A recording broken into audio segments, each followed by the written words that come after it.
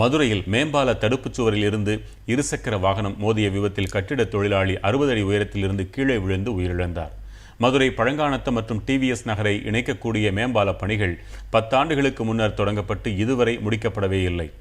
அதற்குள் இந்த பாலத்தை மக்கள் பயன்படுத்த தொடங்கியிருக்கின்றனர்.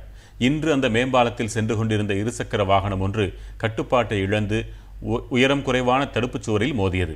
இருசக்கர வாகனத்தில் வந்த கட்டட தொழிலாளி மணிகண்டன் என்பவர் 60 அடி உயரத்தில் இருந்து தூக்கி வீசப்பட்டு பாலத்தின் கீழே விழுந்து உயிரிழந்தார். கடந்த 4 மாதங்களில் மட்டும் இதே போன்ற விபத்தில் கட்டிட தொழிலாளியையும் சேர்த்து 4 பேர் உயிரிழந்திருப்பதாகவும் பாலத்தின் தடுப்புச் சுவரின் உயரம் குறைவாக இருப்பதாகவும் பணி நடைபெறுவது குறித்து எந்த அறிவிப்பு பலகைகளும் தொடர்புடைய துறை அதிகாரிகளால் வைக்கப்படாததே இதுபோன்ற விபத்துகளுக்கு காரணம் என்றும் அப்பகுதியினர் குற்றஞ்சாட்டுகின்றனர்.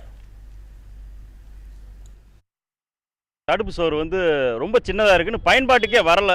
அது எந்த இதில் ஓப்பன் பண்ணியிருக்காங்கன்னு தெரியல, பயன்பாட்டுக்கு வரல. இதில் பள்ளிக்கூடங்கள் 4-5 பள்ளிக்கூடங்கள் இருக்குது. இதில் குழந்தைங்கள்லாம் போயிட்டு வந்திருக்காங்க. இன்றைக்கி பார்த்தீங்கன்னா அந்த பாலத்திலேருந்து கீழே விழுந்து ஒரு இளைஞர், அதாவது மணிகண்டன், வயசு 27, ஆவணியாபுரத்தை சேர்ந்தவங்க கீழே விழுந்திருக்காங்க.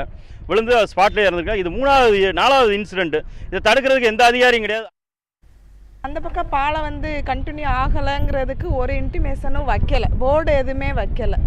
அதுதான் மெயின் காரணம். அவங்க நிறையா பேர் தெரிஞ்சவங்க, இப்போ நம்மளுக்கெல்லாம் தெரிஞ்சவங்க டக்குன்னு வந்துடுறோம் வளைஞ்சு.